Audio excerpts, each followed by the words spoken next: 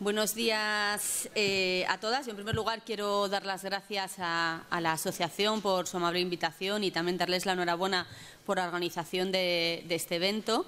Yo soy Iciar Pérez Baroja y voy a moderar esta mesa. Simplemente como introducción quería decir que, bueno, un poco recogiendo lo que se ha señalado en la reunión, en la inauguración de la mesa y según datos del Registro Central de Personal, porque yo trabajo en la Administración del Estado, bueno, pues también en las administraciones públicas nos encontramos con que del más de 2,5 millones de funcionarios y bueno, de empleados y empleadas públicas, más de la mitad son mujeres.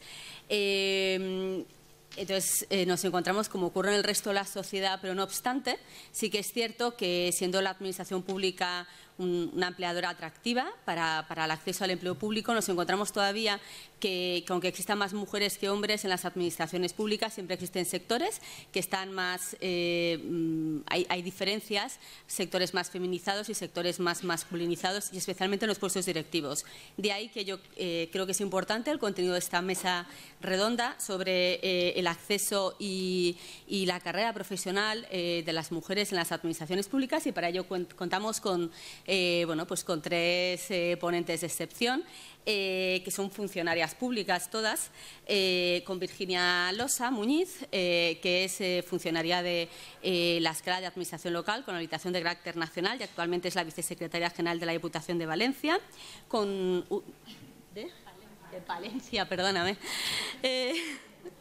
Con Elisa Lanuez, que es abogada del Estado y que también es secretaria general de la Fundación Hay Derecho, y también contamos con Susana La Sierra, que es profesora titular de Derecho Administrativo de la Universidad de Castilla-La Mancha y ha sido letrada en el Gabinete Técnico del Tribunal Supremo. Entonces, para esta mesa redonda hemos pensado que vamos a hacer una pregunta a cada una general, una pregunta en particular a cada una de ellas y otra en común, ¿no?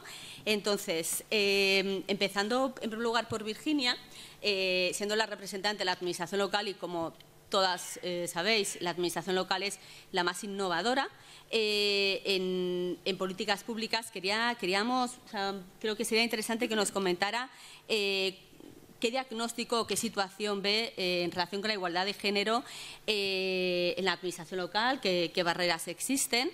Y esa sería la pregunta general. Y luego la pregunta común que voy a hacer a todas es un poco que nos cuente su experiencia personal y qué diferencias ella ha encontrado desde que accedió a la administración a la actualidad. Entonces, tenemos 10 minutos para que dé tiempo a un ponente. Así que, siendo un congreso un poco de igualdad, pues también pediría también que exista esta igualdad entre todas vosotras. Por eso, si veo que os pasáis de tiempo, pues igual os doy un aviso y para que dé tiempo para hablar con todas vosotras. Entonces, bueno, pues toda la palabra a Virginia. Venga, gracias. Muchísimas gracias, Iciar. Gracias a mis compañeras de mesa. Enhorabuena por la celebración del Congreso. No me voy a extender en agradecimientos porque ya está todo dicho. La verdad que no sé, yo estoy también muy emocionada y muy contenta de este movimiento. Algo está pasando, ¿no? Y el hacer ya no la asociación, sino este Congreso, algo está pasando, está cambiando. Pero no me voy a liar más y voy a ir directamente al grado, ¿no? Lo que me pidió Iciar como moderadora de mesa es que hablara efectivamente del diagnóstico del acceso, la selección y la permanencia en el sector público desde el punto de vista de la administración local. Pero bueno, va a ser un poco transversal mi intervención porque somos sector público, ¿no? Entonces voy a afrontar mi ponencia desde 3 puntos. Datos, porque los datos, como decía antes Conchi Campos, hablan por sí mismos. Luego, las barreras en el acceso que yo he percibido, he detectado para preparar esta ponencia, que no ha sido fácil, y las barreras en la permanencia, porque muchas veces también son percepciones, a veces no son temas tangibles. Entonces, bueno, voy a intentar exponerlo. Directamente los datos. Las mujeres, desde luego, en la actualidad podemos acceder a cualquier tipo de oposición. Incluso, eso más, en algunas normativas tenemos ya hasta preferencia en caso de que se obtengan mismos resultados, en el sentido de que haya una predominancia del género masculino en dicha oposición. Datos actuales obtenidos del diario 5 Días de este mismo año, 2019, se exponen un claro cambio en el acceso, ¿no?, al sector público de la mujer. En 1990 en notarías había 36% de mujeres, ahora un 60%, arquitectas técnicas de un 6,5% a un 20%, ingenieras de telecomunicaciones, que se hablará a lo largo de la jornada, de un 4% al 21%, esa demanda tan importante del salto del talento femenino a las carreras de ciencias, en judicaturas. En Andalucía mismamente también tengo unos datos de la página feminista.com. Un 82,93% de las mujeres obtuvo plaza en las oposiciones de la Administración de Justicia, un total del 71,49% en toda España. O sea, los datos son muy importantes y hablan por sí misma.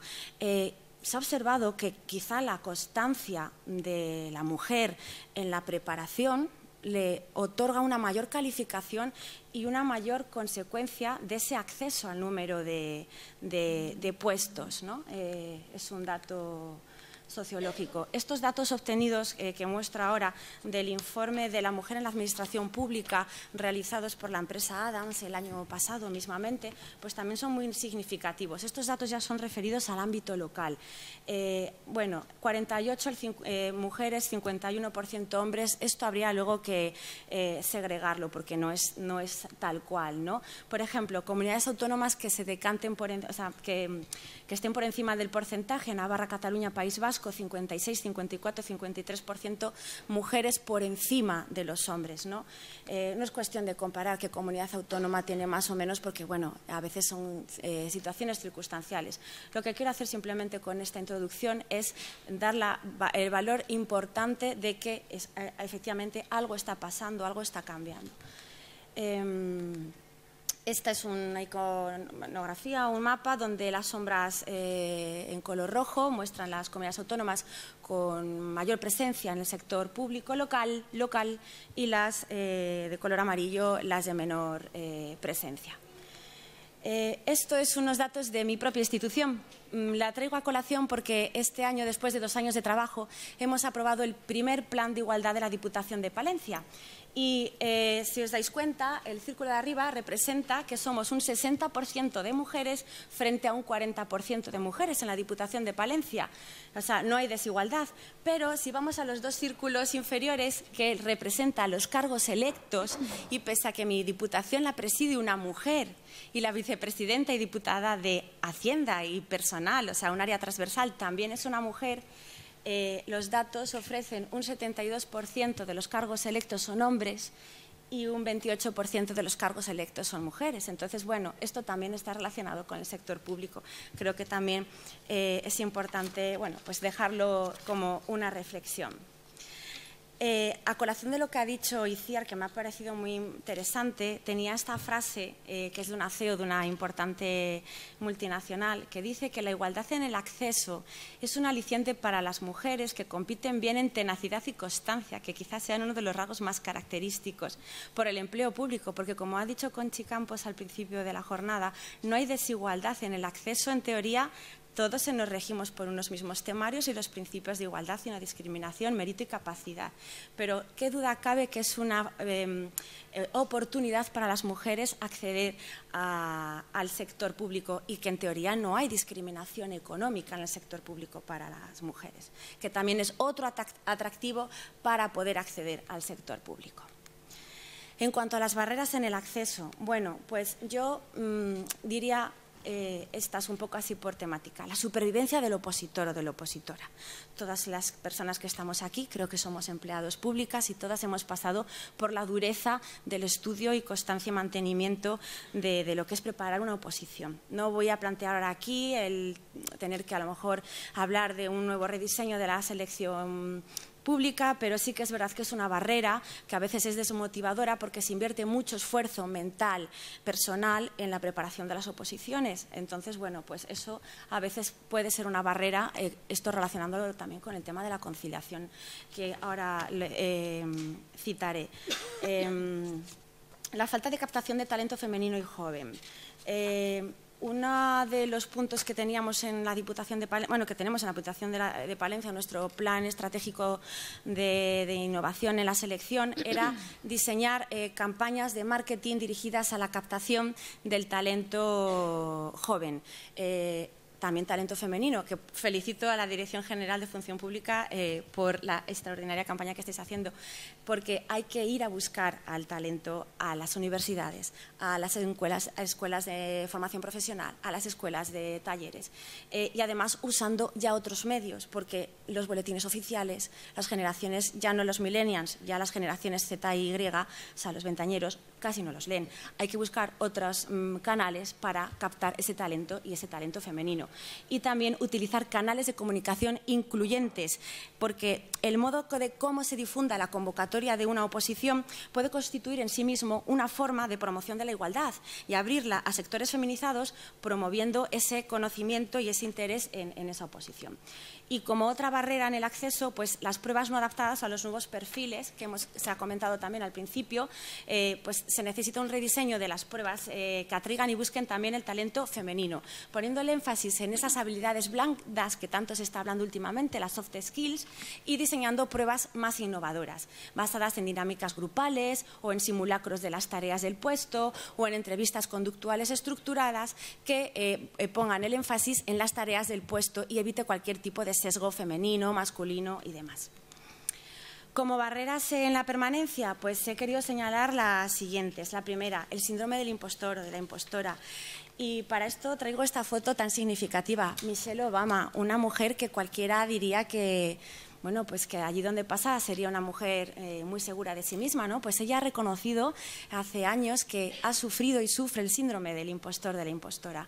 Quien lo sufre o quien lo ha sufrido o quien lo hemos sufrido en algún momento de nuestra carrera profesional es un problema que a veces trastoca carreras brillantes, que impide el desarrollo, porque piensan que los logros obtenidos son frutos de la casualidad, no de a lo mejor de un brillante currículum o de un esfuerzo a lo largo de los años. Y eso es una realidad. Y en una sociedad como la española, en la que se pone en valor mucho los logros, pero no se pone luz en los fracasos y en los errores, pues a mí me parece muy interesante el cambio educacional para superar barreras como esta del síndrome del impostor, que lo supera un 18% más de las mujeres que de los hombres, y es importante concienciarnos porque al final no hay límites, los límites a veces están en nuestras cabezas, pero bueno, es un tema educacional y me parece importante traerlo a colación, ¿no?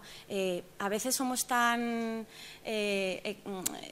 como decir, prudentes que pretendemos que nuestro trabajo parezca que sea fácil, quitamos valores a nuestros méritos y al final esa intersección da que se llegue al síndrome del impostor o a no saber valorar en profundidad los logros de la mujer en su puesto directivo, en su puesto de responsabilidad. Otra barrera en la permanencia, la falta de políticas de comunicación sobre diversidad. El 81% de los profesionales opina que es muy importante disponer de unas estrategias claras de comunicación sobre diversidad de género en el lugar del trabajo. Lo ha dicho antes la Secretaria de Estado. Creo que es transversal y fundamental tener esas estrategias y además también políticas de educación y formación en diversidad de género en las organizaciones. Otra barrera dentro de la permanencia, la falta de flexibilidad laboral, que va unida a la de dificultades en la reincorporación. Falta de flexibilidad laboral. Se ha hablado aquí de la dificultad de la conciliación, ¿no? Entonces, bueno, pues hay que buscar fórmulas de trabajo flexibles, teletrabajo, trabajo a tiempo parcial, trabajo compartido y diseñar programas específicos de reincorporación laboral de la mujer, que a lo mejor por motivos personales, sea el que sea, vienen de pausas largas o de excedencias o de lapsus en sus carreras y volver a reincorporarse a su puesto o buscar otro puesto adecuado le resulta muy difícil volver a ese reacceso. Y apenas hay programas en el sector privado y menos en el sector público, y podría ser un punto importante de innovación diseñar programas de reincorporación, de ayuda a la mujer en este punto. Propuestas que me pedía ICIAR. ¿Lanza alguna propuesta? Bueno, pues yo las he... Me voy a cortar, sí, muy rápidamente. En materia de plantilla y RPT, utilizar un lenguaje neutro no inclusivo, evitar la masculinización y feminización de los puestos de trabajo, indicación de la infrarrepresentación, en el acceso, las ofertas de empleo público que vengan acompañadas de un estudio previo de género, como ha dicho antes la Secretaria de Estado, las bases de convocatoria, mucho cuidado con la utilización de la descripción de las tareas, el lenguaje neutro, los temarios, también lo ha dicho antes la Secretaria de Estado, introducir temas de igualdad, temas de objetivos de desarrollo sostenible. El quinto objetivo del ODS es igualdad de género. Tendría que ser obligatorio en todos los temarios meter este tipo.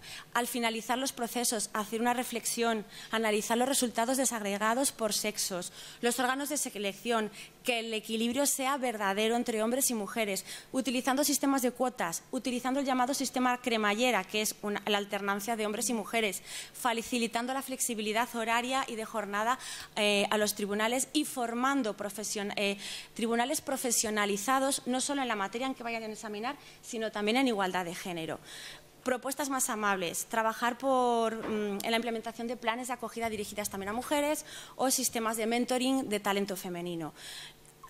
Por último, se ha hablado aquí por la Secretaría de Estado también de no solo el acceso, sino también a órganos de representación, órganos colegiados. Me parecía interesante traer esta iniciativa del Consejo General de la Abogacía, que apuesta por el acceso de igualdad de oportunidades en los consejos de administración. En cualquier órgano colegiado, qué duda cabe que los consejos de administración existen en el sector privado, también en el público, ¿no?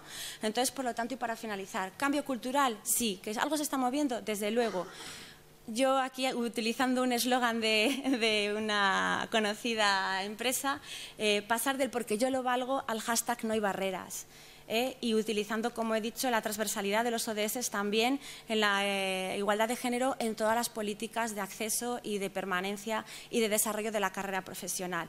¿Vamos por el buen camino? Yo creo que sí, que el apoyo de las administraciones públicas, tanto a las empresas privadas, tanto la captación del talento femenino como iniciativas como las de Inspiring Girls, Talent Girls y demás, apoyadas por nuestras administraciones públicas, iniciativas como la que habéis organizado hoy aquí, que son dignas de elogio, yo creo que sí, que nos llevan por el buen camino. Muchas gracias.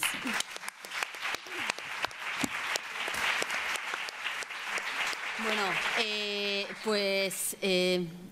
no tengo tiempo a contar un poco tu experiencia personal, como habíamos pedido, pero no importa porque a lo mejor si da tiempo en el turno de ruegos y preguntas, porque para facilitar un poco también la participación igualitaria al resto de ponentes en la mesa, pues ahora quiero ceder la palabra a Elisa Lanuez.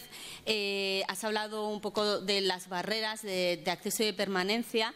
Entonces quería preguntarle a Elisa precisamente por eso, ¿no? Por cómo romper el techo de cristal, ¿no? Cómo romper esas barreras organizativas, incluso cómo poder facilitar, cómo podemos dar mayor visibilidad y un mayor reconocimiento al trabajo de las mujeres y también, bueno, pues si te da tiempo, que nos cuentes tu experiencia y las diferencias que has apreciado desde que accediste a la administración hasta ahora. Bueno, Muchas gracias. Muchas gracias a ti y gracias también a la organización. Me parece una iniciativa, desde luego, estupenda por dos cosas, ¿no? Yo también, como habéis dicho al presentarme, soy secretaria general de la Fundación Hay Derecho y como tal soy activista, ¿no? Por el Estado de Derecho, la transparencia, etcétera. Y lo que sí sé del tiempo que llevo allí es que lo más importante es cuando un colectivo, en este caso un colectivo de mujeres en el sector público, empieza un poco a moverse para plantear sus propuestas o sus reivindicaciones, porque es muy difícil que estas cosas se arreglen desde fuera, ¿no? Entonces, en ese sentido, como iniciativa, me parece estupenda. Y también el tema de la evidencia empírica que has comentado tú. Yo también he cogido exactamente el mismo estudio, no lo voy a repetir, pero me parece que partir de los datos, ¿no? Porque sin eso es difícil construir nada. Probablemente, si hiciésemos, que a lo mejor es una propuesta, ¿no? Algún tipo de encuesta de percepción, nos iban a salir cosas parecidas cuando nos entrevisten, pero lo más interesante es ver los datos, ¿no? Y como habéis señalado, los datos son que somos ya mayoría en el sector público, sobre todo en algunos ámbitos, pero no lo somos en los puestos directivos, ¿no? Ni en los puestos 29 ni en los puestos 30, o sea que además da igual, digamos, el sector que cojas, esto pasa en general. Comentabais lo de los jueces, pues efectivamente los jueces ya son mayoría ellas, pero el problema es que tú ves luego los magistrados del Tribunal Supremo, no sé si os acordáis de una foto que salen todos, son todos señores, cuesta muchísimo que haya mujeres allí, te dicen, bueno, es cuestión de tiempo. Hombre, es cuestión de tiempo, no, nosotras ya tenemos una edad, yo tengo una edad, ahora os puedo contar experiencias, bueno, ¿esto cuándo va a tocar, no? Entonces, yo creo que esas cosas hay que empezar a decirlas muy claramente. Tenemos un techo de cristal y resulta que somos mayoría en un montón de sectores, por supuesto en muchas profesiones, y llega un momento donde tu carrera profesional pues no sigue, y eso se llama techo de cristal. Aquí, en el sector privado y en todas partes. Y yo creo que negar esa realidad, bueno, primero los datos nos dicen eso, y a mí ya también me aburre un poco cuando me dicen, no, es que hay que esperar, bueno, tiene que entrar más mujeres. Dices, bueno, pero yo por ejemplo, ya no sé qué voy a esperar, ¿no? Entonces, yo creo que la iniciativa en ese sentido es fantástica. Y yo cuando me está pensando un poco el problema del techo de cristal, que es general, es decir, sector público y sector privado, yo creo que tiene mucho que ver con cómo se proveen los puestos directivos. Y esto en el sector público y en el sector privado. Es decir, si tú eres mayoría en una profesión, hay un montón de mujeres preparadas y no llegas a los puestos directivos, la reflexión es cómo se ocupan o cómo se proveen esos puestos directivos, ¿no? Entonces, en el caso de la administración es muy fácil, son puestos de libre designación, algunos ya directamente de designación, si se quiere, más política, entre comillas, y ahí funciona muchísimo las redes, es decir, la cooptación, ¿no? Y eso, una experiencia que tengo muy graciosa también de mi propia fundación, nosotros empezamos una iniciativa que se llamaba Faltan Ellas, que es decir, que empezábamos a ver, hombre, pues en este evento jurídicos, ¿no? Porque es nuestro ámbito de actuación, pues solo hay señores. Entonces poníamos un esto y decía, faltan ellas. Nosotros, bueno, recibimos cartas, quejas, es que no encontramos mujeres, es que no hay. Yo decía, hombre, por Dios, a estas alturas, ¿qué pasó? Bueno, pues que hay que hacer un esfuerzo por buscar a las mujeres. ¿Por qué? Porque sencillamente si tú eres un señor y todos son señores y estás organizando un evento o estás pensando en un puesto que quieres cubrir, vas a pensar en gente como tú. ¿Y eso qué quiere decir? Vas a pensar en hombres mayoritariamente. Por tanto, tienes que hacer ese esfuerzo para decir, oye, ¿aquí qué pasa? ¿Que no hay catedráticas, que no hay profesoras, que no hay registradoras? Pues claro que las hay. Hay que buscarlas y a lo mejor hacer un esfuerzo un poco, digamos, superior al que tendrías que hacer si simplemente piensas en tu círculo cercano, ¿no? Porque eso, como digo, es muy habitual. De hecho, también me pasó el otro día una cosa muy quiero decir, para que nos pasa a nosotras también. Habíamos montado un evento con una serie de personas y, bueno, pues una persona más joven nos dijo, bueno, ¿y qué edad media tienen estas personas? Claro, pensé, joder, es que, claro, pues tienen la mía. ¿Por qué? Porque las he llamado yo. O sea, si es una cosa tan fácil como no pensé en decir, oye, a lo mejor habría que llamar a personas de otra generación, ¿no? O sea, es muy humano, pero hay que luchar contra eso. Y yo creo que en el caso de la función pública, básicamente es eso, que es un tema que tiene mucho que ver también con otros que habéis mencionado, ¿no? El síndrome del impostor a mí me encanta, supongo que os ha pasado a todas, ¿no? Esto de empezar en una mesa donde estás tú sola y todos señores y empezar, yo es que empezar diciendo, yo no soy experta en esto, y luego yo misma pensé, pero ¿por qué yo digo eso y ninguno de estos señores dice eso? Es decir, ya directamente tú eres como, bueno, yo soy un poco menos, ¿no? Y yo creo que eso es una cosa que nos pasa mucho y quizá en relación con los puestos directivos nos pasa también, ¿no? Que me van a exigir mucha dedicación o a lo mejor no me voy a ver capaz. O sea, tenemos ese, no sé si es un exceso de prudencia o una falta de referentes, ¿no? Probablemente las dos cosas, que te hace echarte un poco para atrás cuando a lo mejor tienes que dar un paso hacia adelante, ¿no? Y eso sí que es más achacable, yo creo, que a un tema quizá más cultural y más de falta de referentes. Pero yo creo que el principal problema, y sobre todo para mujeres más jóvenes, es que realmente a veces no tienes la oportunidad. ¿Y por qué no tienes la oportunidad? Bueno, porque existe este sistema un poco transparente, ¿no? o poco accesible, si no estás dentro de las redes de provisión de puestos directivos. Nosotros ahora estamos haciendo en la Fundación un estudio sobre puestos directivos en el sector público, en las empresas públicas. Claro, la diferencia de género es bestial, es decir, la mayoría son hombres, pero claro, luego te fijas cómo se nombran. Entonces tienen un componente político muy grande, a través de los consejos de administración, que más o menos, o sin el más o menos, están, digamos, en línea jerárquica con el ministerio correspondiente, y entonces no es una casualidad, o sea, no es una casualidad que al final haya un porcentaje muy grande de hombres. Y yo creo que también el otro tema que también os quería comentar es el tema de la transparencia. Yo no sé en general cómo se funciona en otras administraciones, pero en la administración pública muchas veces, la administración del Estado muchas veces lo que pasa es que tú no conoces mucho ni si ese puesto, digamos, directivo va a salir o cuándo va a salir, no lo sabes, y segundo, cuáles son las características reales que se necesitan ahí, porque como de nuevo tenemos esa especie de redes pero bueno, realmente yo podría optar a ese puesto, ¿qué características se se necesitan, que haya una transparencia en cuanto a la convocatoria y en cuanto al procedimiento. Yo también cuento una anécdota personal. En la Abogacía del Estado, los puestos de libre asignación, que son muchísimos, pues nada, se convocan. Allí cada uno mete su candidatura y el resultado del proceso es: os agradecemos mucho que hayáis presentado vuestra candidatura. El nombrado ha sido Perenganito. Y dices, bueno, pero ¿cuál?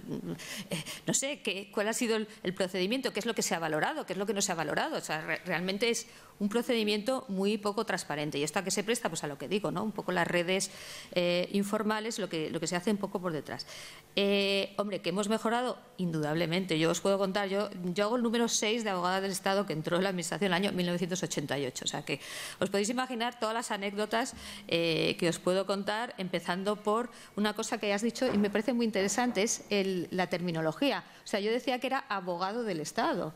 ¿Por qué? Porque es que todos eran señores. Entonces parecía que decir otra cosa era raro. Incluso ahora todavía tengo compañeras que dicen abogado del Estado. Yo ahora siempre digo abogada del Estado. Es decir, pero vamos a ver, que no es la excepción. Primero, somos más. Y segundo, es que soy abogada, ¿no?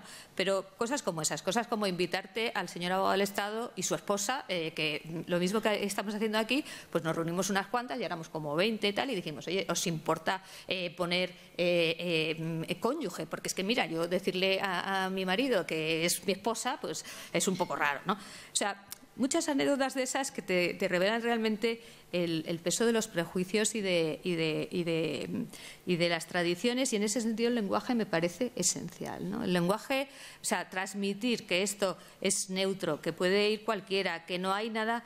Es verdad que tenemos profesiones muy feminizadas y eso además tiene que ver con una cosa, decimos, bueno, no hay brecha salarial en la administración pública. Bueno, claro, el problema es que los puestos, digamos, más importantes están cubiertos por hombres y, por tanto, sí que hay esa brecha salarial. Y segundo, las profesiones más feminizadas se cobra menos, ¿no? Esto es una cosa que también merece estudiarse. O sea, resulta que cuanto más feminizada está una profesión, menos se cobra. Por tanto, relativamente no hay brecha salarial, porque de eso se podría hablar. Pero bueno, como decía yo, anécdotas de estas también tengo una. Había una persona, ¿no?, que decía, estáis muy bien preparadas. Yo puedo contar una anécdota que me ha pasado a mí de presentar cuando en un momento dado me quería ir de la administración, me fui a un headhunter, llevé mi currículum, me llama a los 2 o 3 días y me dice, oye, tengo una empresa que le ha interesado mucho tu currículum, pero claro, que si no conoces a alguien como tú, pero en varón. Os juro, esto me ha pasado a mí, ¿eh? Me ha pasado a mí. Y entonces yo le dije, hombre, me interesa mucho el puesto, pero un cambio de género, pues no, vamos. Esto me ha pasado a mí. Entonces, quiero decir que anécdotas de este tipo, es verdad que eso ha mejorado mucho, es verdad que ha mejorado mucho. Estoy contando una cosa de hace 15 o 20 años, pero bueno, estas cosas pasaban. Entonces, hay que ser muy conscientes del tema de la tradición, de la cultura, de los prejuicios, de todo eso, que hay que luchar contra ello, y desde luego la mejor forma de luchar es nosotras, ¿no? Entonces, eso es un poco lo que yo os quería transmitir. Me parece que la iniciativa es fenomenal, que los datos hablan por sí solos, que no nos digan que tenemos que esperar, que yo llevo 30 años en la función pública, yo creo que ya está bien, que somos mayoría, como ha dicho también la secretaria de Estado, que somos mayoría, que, hombre, queda un poco feo decirlo, pero demostramos claramente que cuando las pruebas son meritocráticas, cuando haya igualdad y cuando hay transparencia, nos va estupendamente. Entonces, casi es un poco una llamada a intentar modificar las reglas porque nos perjudican a nosotras, pero es que perjudican al sector público. Es decir, esto del que estamos hablando, al final estamos hablando de meritocracia, estamos hablando de mérito, estamos hablando de capacidad, que se supone que son las reglas que rigen en las administraciones públicas. Entonces, ya no es solo por favorecer a las mujeres como tales, sino porque favorecemos los intereses generales, ¿no? Favorecemos el interés público. Y en ese sentido, yo creo que eso es por lo que hay que trabajar. Yo es que no tengo mucho más que añadir a las propuestas que tú has hecho. Es que son esas, ¿no? Es que son esas. Yo sí que soy partidaria. Bueno, una cosa que me gusta mucho, que no sé hasta qué punto se podría trasladar a la administración pública, es el tema de los currículos ciegos. Supongo que sabéis esa famosa anécdota de la Universidad de Yale, ¿no? Que el mismo currículum con un nombre masculino, un nombre femenino, pues recibe una valoración totalmente distinta. Encima, además, no solo les parece muy mal la señora porque es agresiva, es ambiciosa y tal, sino que además la dan una, digamos, menor retribución para exactamente el mismo currículum, ¿no? Entonces, yo creo que todas estas cosas son las que hay que trabajar. El tema de los referentes es fundamental. O sea, todas necesitamos, hombre, yo cuando entré en la administración y eran todos señores, pues ¿a quién vas a mirar, no? Porque tú realmente bueno, pues necesitas referentes de tu género para entender un poco cómo se desarrolla la profesión. Yo creo que es un poco, si es que está todo ahí. Entonces, lo de los currículos ciegos a mí me parece interesante. No sé hasta qué punto se podría hacer en temas de promoción en la administración pública, pero aunque fuera como experimento, ¿no? Para saber si realmente cuando hay un puesto directivo puede haber algún tipo de penalización por el hecho de que el currículum sea femenino, ¿no? Y luego, por supuesto, invitar a animarse, ¿no? Porque eso también es la otra cosa que a lo mejor a veces nosotras mismas pues estamos, como he dicho, un poco con esa cosa, no, a lo mejor yo no llego, yo no voy a tener toda la disponibilidad, yo no voy a poder, y yo creo que eso es una cosa que sí que nos tenemos que quitar nosotras de encima. Yo creo que eso era un poco todo. Y lo último, yo soy muy partidaria de las cuotas, ¿eh? Sí, totalmente. Y además hay una frase que siempre me gusta mucho, es decir, ¿qué pasa? ¿Que nosotras no tenemos el mismo derecho a ser mediocres que un hombre? ¿Tenemos que ser siempre extraordinarias? Pues yo creo que eso es lo que os quería comentar.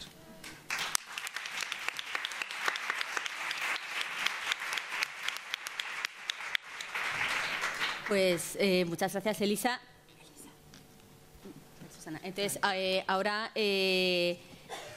como estamos hablando de administraciones públicas, pero precisamente aprovechando la experiencia que ha tenido Susana en el Tribunal Supremo, pues quería preguntarla precisamente qué papel tienen los jueces y tribunales en fomentar la igualdad de oportunidades y también, por supuesto, tu experiencia personal. Sí. Muchas gracias. Bien, muchas gracias, Iciar, y muchas gracias por la invitación. Para mí, no solo es que esté muy agradecida, para mí es un lujo estar en compañía de mujeres tan valiosas y poder compartir aquí algunas reflexiones, escuchar, debatir y, sobre todo, formar equipo, porque yo creo que se trata de eso. Soy profesora, soy funcionaria, soy profesora titular de Derecho Administrativo, es decir, de la cosa, ¿no?, que nos trae aquí. Una de las áreas más feminizadas del derecho, por cierto, masculinizadas del derecho en nuestro país. Durante una temporada, 2 años y medio, también trabajé en la Administración General del Estado, en un puesto de gestión, por lo tanto, también conozco esa parte. Y durante 3 años, hasta el mes de septiembre, he formado parte del Gabinete Técnico del Tribunal Supremo como letrada en servicios especiales. Ha sido una etapa muy interesante porque se puso en funcionamiento un nuevo recurso, de lo que hablaré brevemente aquí. Se reformó el recurso de casación de una manera que yo creo que puede ser bastante favorable a las cuestiones que estamos debatiendo aquí hoy. Y, bueno, pues me ha permitido formar parte de ese primer batallón de puesta en marcha de este recurso, que ha dado alguna sentencia ya interesante. Además de eso, soy madre y no es un tema menor hoy porque, bueno, tengo una hija que ya no está en edad de dar noches toledanas, pero anoche decidió que sí, digo, ironías del destino, así que espero ser capaz más o menos de juntar las palabras para exponer lo que quiero exponer aquí hoy. Voy a hablar, por lo tanto, de la justicia, que es el último elemento, la última garantía dentro del Estado de Derecho que mencionaba ahora Elisa. Es decir, tenemos muchos componentes cuando hablamos de empleo público, de acceso, de carrera. Hay muchos componentes, muchos elementos que tenemos que tener en consideración. La justicia está al final, pero antes de llegar a la justicia voy a exponer algunos elementos generales. Los derechos de las mujeres en los últimos años, ahora esto hay que matizarlo, se han encontrado en auge. El feminismo, es decir, el movimiento político y social, o los movimientos políticos y sociales, porque es un concepto plural, que luchan por una sociedad mejor, es decir, no por la hegemonía de unos frente a otras o viceversa, o de unas frente a otros, sino aspiran a consolidar una sociedad mejor, una sociedad más justa, una sociedad más igualitaria. Pues los feminismos tienen una historia de siglos donde mujeres fundamentalmente, pero también muchos hombres, han luchado para promover cambios sociales y, sobre todo, para promover cambios jurídicos que sean plasmación real de esos cambios sociales. El 8 de marzo de 2018 creo que estaremos de acuerdo en que fue un punto de inflexión por una serie de razones que quizás no es necesario profundizar aquí, pero por una serie de razones, el 8 de marzo, en España singularmente, hubo una manifestación potente. Se sumaron a las movilizaciones tradicionales de los movimientos feministas grupos, incluso partidos políticos que hasta entonces no se habían sumado, y esto es una cuestión bueno, pues por la que hay que felicitarse. Pero ojo, porque yo creo que también en ese contexto, insisto, subrayo lo positivo de todo eso, porque lo cierto es que gracias a eso, creyendo o no creyendo en la causa, está permeando aspectos de la sociedad, aspectos de la política, aspectos de la economía que hasta entonces no cubría. Pero en ese contexto pues se han sumado probablemente sujetos y colectivos sin convicción, y se está produciendo un fenómeno que me ha encantado la expresión que ha utilizado la secretaria de Estado de malversación semántica. De repente, ahora estamos redefiniendo lo que es el feminismo cuando está perfectamente definido. Redefinir a estas alturas lo que es el feminismo, cuando hay toda una bibliografía que se remonta al siglo XVIII y sobre la que se ha ido construyendo, redefinir el feminismo probablemente significa tratar de neutralizar su contenido y tratar de malversar su real significado.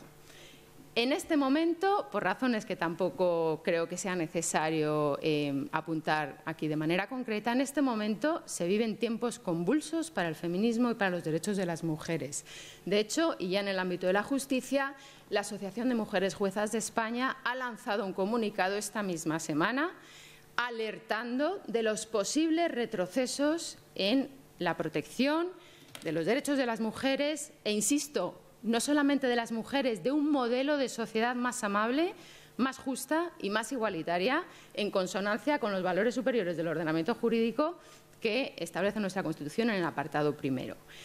Aquí me he permitido indicar que evidentemente hay muchos trabajos que se han ocupado de estas materias hasta la fecha. Aquí he puesto porque este es un trabajo colectivo de profesoras y profesores de Castilla-La Mancha, que me correspondió en aquel momento coordinar a mí con un compañero, Juan Carlos Ortiz, profesor de Derecho Procesal, y donde pues tratábamos de abordar la materia como trabajo colectivo desde distintos puntos de vista, desde distintos ámbitos del derecho.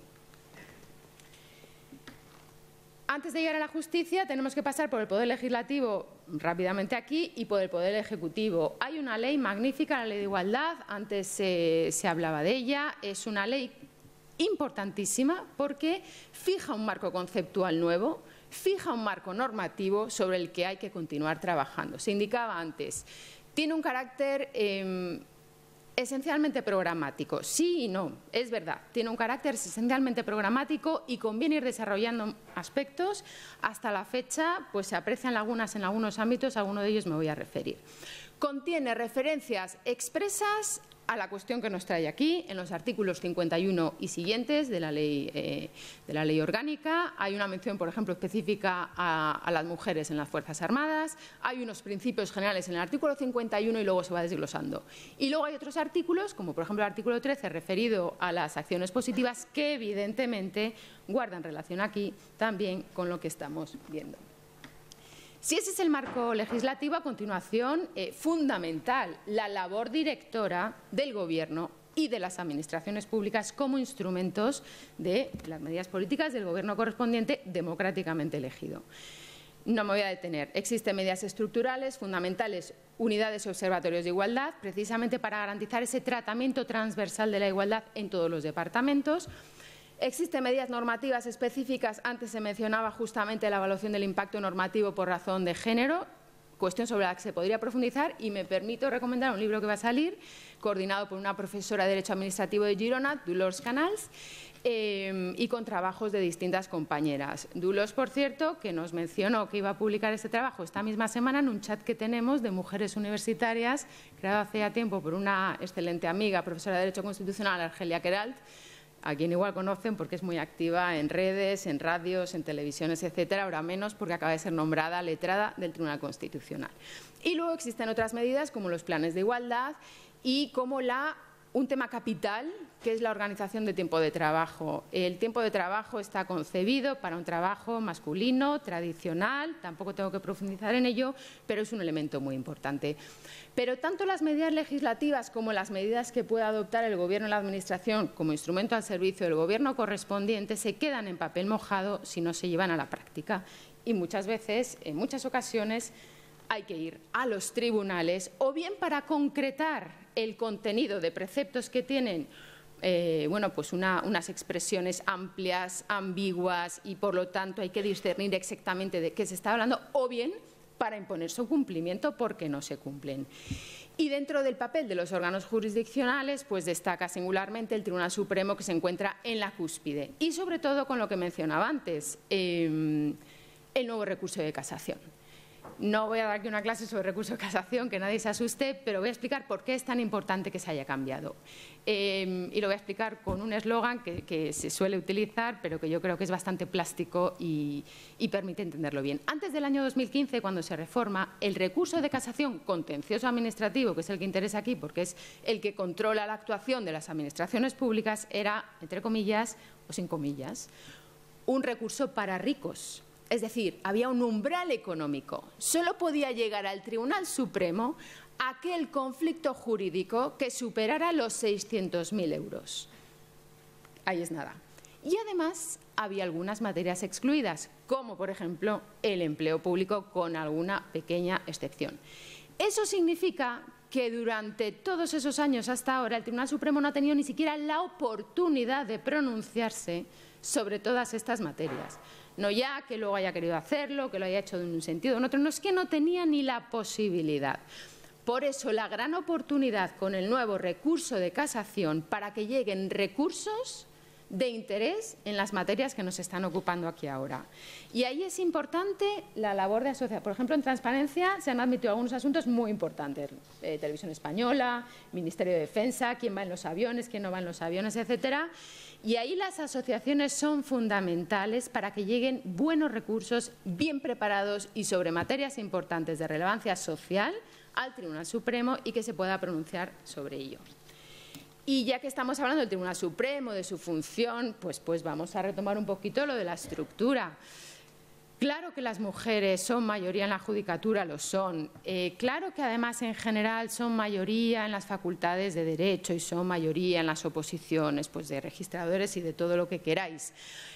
Hay un tipo estupendo que tiene un blog jurídico que igual le seguís, que se llama Chávez, y tiene una entrada del año 2008, me parece que fue, muy curiosa, donde da cuenta de un estudio que indica que, al parecer, yo estas generalizaciones tampoco soy muy partidaria de ellas, pero bueno, que desde el punto de vista de la estructura neurológica de nuestro cerebro, pues las mujeres, aparte de la constancia, etcétera, pues se supone que tenemos mejor memoria.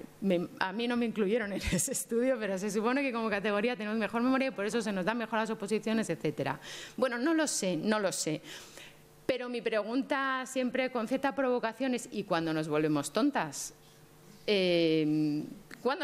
es que son las mejores, no es que siempre sacan las mejores notas, no. ¿Vale? ¿Y por qué luego no estamos arriba? ¿Por qué las cátedras están ocupadas por hombres? ¿Por qué los puestos de poder en la judicatura están compuestos por hombres? En la policía, donde queráis. ¿Cuándo nos volvemos tontas? En la universidad hay una gráfica de tijera que casualmente coincide con por la maternidad y la crianza, pero no solamente eso, casualmente coincide con el momento en que el ascenso en la carrera profesional ya no depende de una misma, depende de decisiones que toman otros, con criterios discrecionales, que no arbitrarios necesariamente, pero con criterios discrecionales. En este sentido, y sin abundar tampoco ya más porque voy fatal de tiempo, precisamente con ocasión del 8 de marzo de 2018, en el Tribunal Supremo, en el Gabinete, un grupo de letradas impulsamos un estudio sobre la posición de la mujer en la jurisprudencia del Tribunal Supremo. En la Sala Tercera, contencioso administrativa, no había prácticamente sentencias. Esto está empezando a cambiar y, como decía antes, es muy importante. Hay algún pronunciamiento que solo dejo indicado, lo iba a explicar un poco más, pero no hay tiempo. Igual lo habéis leído en prensa porque ha salido en prensa una sentencia del otro día, 16 de octubre de 2019, a raíz de un auto de admisión de julio del año 2018 relacionado con el plan de promoción interna de la Universidad Autónoma de Madrid, donde para la configuración de la plantilla, es decir, para decidir cuántas cátedras se sacaban a concurso en la universidad, se tenía en cuenta el número de mujeres en cada uno de los departamentos. Esto por hacerlo muy, muy simple, porque todo tiene una historia más detallada. De manera que, si no había mujeres en el departamento o había muy pocas, se daban unos puntos adicionales para que se sacara esa plaza a concurso, sabiendo además que había una mujer en condiciones de poder ganar esa plaza, o sea, en condiciones de poder ser catedrática en esa disciplina. La sentencia a mí me parece extraordinaria, con independencia de que compartan el resultado, que por supuesto que lo comparto, porque avala este sistema. era un recurso por la vía especial de protección de los derechos fundamentales, y la sentencia lo que hace es decir, ni vulnera el 14 ni vulnera el 23.2 de la Constitución. Se limita a decir eso porque eso se pedía en el recurso. Lo avala desde la perspectiva iusfundamental de los derechos fundamentales, pero es muy interesante el lenguaje que utiliza, cómo habla de las acciones positivas, cómo habla de la importancia de que las administraciones públicas tengan en cuenta pues que en ocasiones, por una situación histórica, hay un sexo infrarrepresentado. A estas alturas de la historia ya, pues, oye, no tiene que pasar ya más tiempo, entonces, pues probablemente es que haya que hacer algo más. Y a mí me gusta mucho el lenguaje que utiliza. La ponente es una magistrada, Pilar Teso, una magistrada extraordinaria que además suena como posible futura presidenta del Tribunal Supremo, pero es una sentencia aprobada por unanimidad de la sección correspondiente, que es la sección cuarta. Luego hay otras cuestiones conexas. El tribunal ha admitido a trámite algunos asuntos relacionados con las mujeres. Por ejemplo, un asunto interesante, no recuerdo si está citado antes, relacionado con la anulación de un proceso selectivo en Galicia. La anulación de un proceso selectivo en Galicia se anula por una determinada cuestión, pero claramente se dice no necesito pronunciar sobre el resto de cuestiones, pero se pronuncia. Se había producido lo siguiente: el tribunal de selección era paritario, pero el presidente tuvo que renunciar, entró la suplente y al final era una composición de 4 mujeres y un hombre. Y entonces se consideró que eso era contrario a la regla de paridad, y el Tribunal Supremo se tendrá que pronunciar cuando dicte sentencia, porque esa es la cuestión que se ha admitido a trámite, sobre si la regla de paridad del artículo 53 de la Ley de Igualdad es una regla en el sentido estricto del término. Es decir, que si se incumple la paridad, invalida o no todo el proceso selectivo, o si es una recomendación, un programa. Bueno, pues sobre eso se tiene que pronunciar el Tribunal Supremo, porque así lo ha dicho. Y sobre los nombramientos discrecionales, es decir, los sitios donde se juega el poder, pues recordaréis, porque también ha salido en prensa, la elección del presidente del Tribunal Superior de Justicia de Murcia. Se presentaron varias personas y entonces salió un señor y una señora recurrió. Finalmente llegó al Tribunal Supremo y el Tribunal Supremo reconoció que la motivación estaba como un poco flojita, porque el señor y la señora tenían igualdad de méritos y de repente habían dado peso a una cosa que tampoco explicaba muy bien qué era eso del proyecto de actuación y no sé qué. Se devuelve la pelota al Consejo del Poder Judicial, que es el órgano de gobierno de los jueces, y bueno, lo motivan y dicen que es que el proyecto era importantísimo y entonces lo de los méritos objetivos, que muy bien, pero es que fíjate qué proyecto nos presenta, ¿no? Y bueno, esto llegó al Tribunal Constitucional, que no se quiso mojar. Ni siquiera hay sentencia. Puso un auto de inadmisión para decir este tema no es importante, de 160 páginas.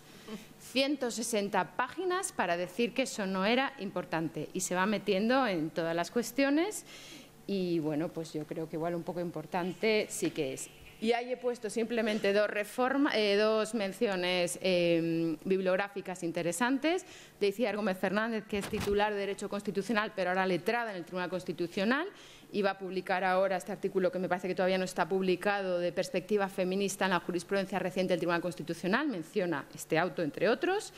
Y de ella, pues la verdad es que me permito recomendar también un libro estupendo que tiene una monografía ya de hace 2 años, una propuesta de reforma constitucional en clave feminista, de género, y teniendo en cuenta esta idea de una sociedad más justa y una sociedad más igualitaria, no una lucha entre unas y otros, porque no creo que en ningún momento el movimiento feminista haya pretendido eso. Muchas gracias.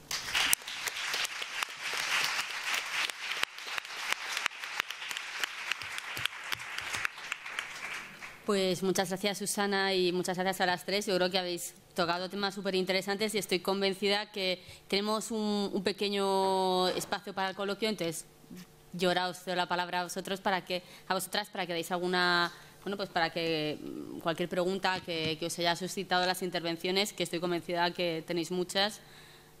Entonces, alguna que hay por ahí. Gracias por los 3 enfoques. Vengo de la Comunidad Autónoma de Aragón, un poquito afónica porque vengo desde Andalucía, precisamente de un congreso Converse en el cual se ve que las mujeres no estamos en la tecnología y va a haber mucha más brecha, tanto digital como brecha económica, porque ahora el dinero y los euros están en la tecnología y bueno, pues mira, soy parte integrante de la Asociación de Mujeres Tecnólogas e Ingenieras, también de la Asociación de Mujeres TEC de aquí de Madrid, y entonces estamos viendo precisamente esto, que cada vez incluso está disminuyendo el número de mujeres en las carreras tecnológicas. Eso por una parte, ¿no?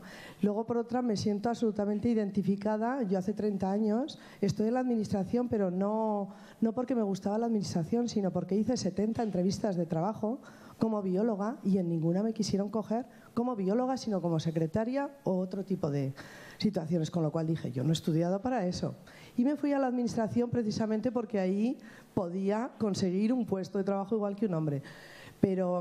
Y esto todavía en determinados casos está pasando en la empresa privada, bueno, pues un poquito daos las gracias y sobre todo ese tipo de reflexiones. Y otra cosa también, a nivel de salarios, recordar, yo por ejemplo soy madre de 3 hijos, me he cogido reducciones de jornada en los 3. Entonces, por supuesto, que mi jubilación será menor que la de mi marido. ¿De acuerdo? Entonces, son reflexiones, todas ellas, que aunque tengamos igualdad y mérito y capacidad y trabajemos lo mismo, las reducciones normalmente las cogemos las mujeres y, bueno, pues eso también está en detrimento de los salarios luego proporcionales. Así que gracias. Sí, yo por comentarlo, la verdad que no hemos comentado mucho el tema de la conciliación, que claro es la base de todo, ¿no? Pero efectivamente hay también un tema de brecha en el sentido de que son ellas, además es que es un poco un círculo vicioso, porque si ya, digamos, tu salario es el menor, pues lo normal es que sacrifiques tú el tuyo para hacer reducción de jornada o conciliar, o sea que es una especie de círculo vicioso. Y hay una cosa que sí que sale en todos los estudios, que es cuando se produce, digamos, la divergencia, es en la época de la maternidad. Eso está en todas partes, ¿no? O sea, que claramente todos los temas de conciliación son básicos. Pero quizá lo más preocupante, que también tiene que ver con lo que tú decías, es que esa brecha que aparece en los años de la maternidad, alrededor de los 30, 30 y pocos, se mantiene luego ya a lo largo de la vida. Es decir, que tú ya vas a acabar con una brecha salarial X que se ha producido en esa época, ¿no? Y eso es absolutamente igual. O sea, quiero decir, el sector privado es igual. Yo no he dado un dato del sector privado porque precisamente yo trabajo con el Consejo General de la Abogacía, que está muy preocupado por los temas de género en la abogacía. Y, por ejemplo, ayer que estaba repasando datos para venir hoy, por ejemplo, los grandes despachos, donde también el 50% son mujeres, solo el 19% son socias. Es decir, esto es absolutamente general. Y cuando entrevistas a las abogadas te dicen lo mismo, ¿no? El techo de cristal está, por muy bien preparada y por tal, está también en el sector privado. Entonces, bueno, pues eso abunda en las reflexiones que hemos hecho aquí, sí. Por ahí hay alguna pregunta.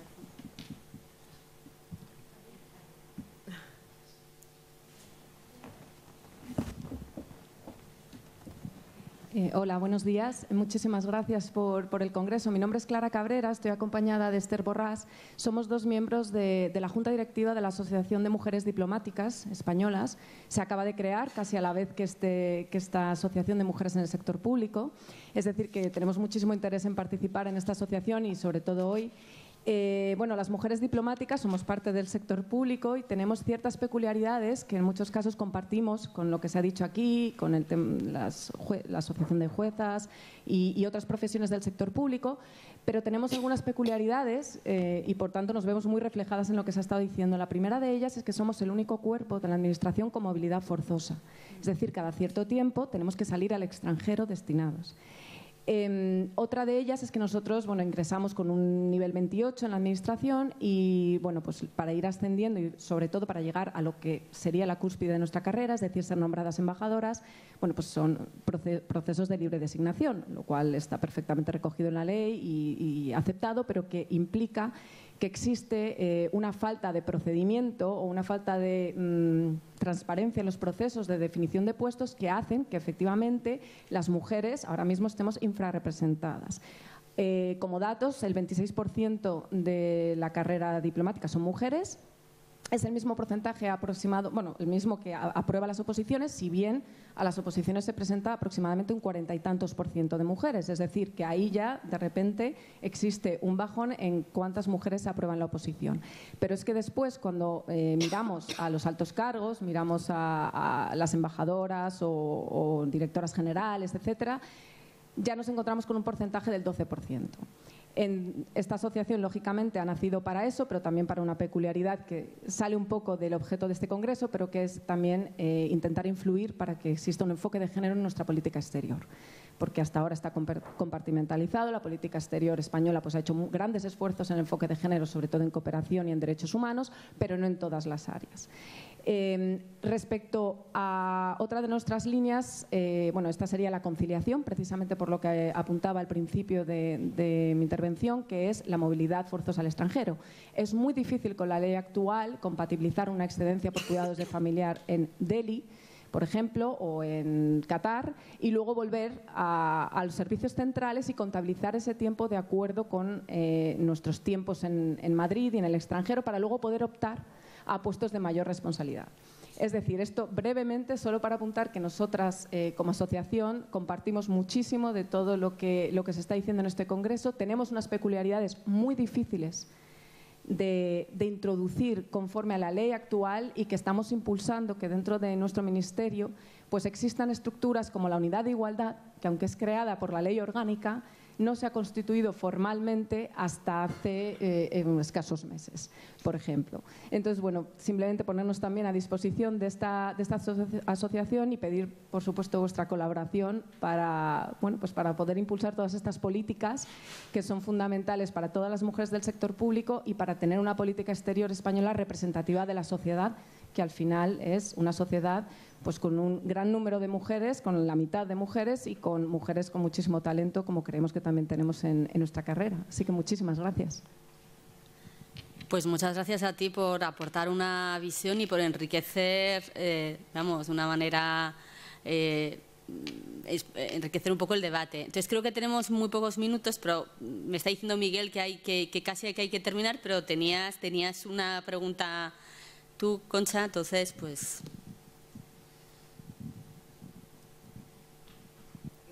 Más que una pregunta es un abuso un poco, porque quería aprovechar un poco por lo que comentaba Elisa de los foros, congresos y seminarios. Efectivamente, nosotros es algo que también hemos detectado siempre y que cuando observamos algo así lo que hacemos es que nos ponemos en comunicación con la entidad organizadora, siempre desde una visión muy positiva, y les decimos que probablemente habrán tenido dificultades para encontrar alguna compañera, ¿no?, que pueda asistir al congreso, que pueda participar en la publicación, etcétera. Y por eso desde la asociación estamos poniendo en marcha una agenda de expertas donde todas las compañeras se puedan inscribir, pues diciendo si quieren participar en publicaciones, en concursos, en libres designaciones, porque algunas ocasiones se nos ha dicho que es que no saben a quién llamar, porque en las agendas de hombres suele haber hombres, efectivamente. Entonces lo que queremos es un poco utilizar este tipo de herramientas que la tecnología nos facilita para poner esto a disposición de las instituciones públicas, y si algún día tenemos tiempo y medios, si sale una convocatoria, una libre designación, algo, poder decirle, oye, en esta agenda de expertas puedes tener alguna persona, cualquier convocatoria de una comisión de servicios, etcétera, ¿no? Un poco para intentar que esto haya difusión, que haya una red a lo largo de todo el territorio a la que se pueda acudir a mujeres expertas, que no puedan volver a decirnos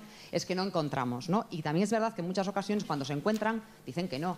¿Por qué? Pues por las cargas familiares, por arriba, por abajo, por las dificultades, por la movilidad, por mil cosas. Y en relación con la compañera de la Asociación de Mujeres Diplomáticas, decirle que precisamente en la asamblea de hoy vamos a constituir comités sectoriales porque entendemos que hay casos muy especiales y que hay determinadas casuísticas, pues fuerzas y cuerpos de seguridad del Estado, la vuestra propia, universidades, medicina, que requieren y necesitamos además que sean desde dentro las compañeras las que nos digan qué hay que hacer, cómo podemos hacerlo y que sean interlocutoras luego con las instituciones y las autoridades públicas. Así que a todas las que sois socias os animo a que por la tarde os apuntéis a ello y a las que no sois socias a que os asociéis. Pues nada, pues ahora creo que hay un descanso, ¿no?, para aprovechar precisamente este networking y poder seguir compartiendo experiencias. A las 12 menos cuarto hay que volver. A ver, os cuento para que no os perdáis. Primero, muchísimas gracias, Virginia, Elisa, Susana. Hicieron un aplauso.